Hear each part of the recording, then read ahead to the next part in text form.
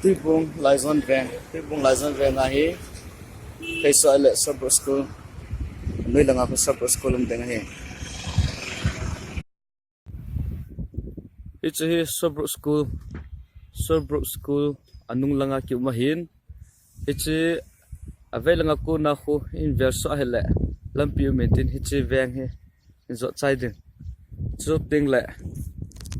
hi chi ko swaim su do hi le avelanga hin CRC church aumin hi chi hi nunga hoi ni lam tha do na kin ko ke man na ding mun chu hin amai hin le tur jang tu lin ta aumin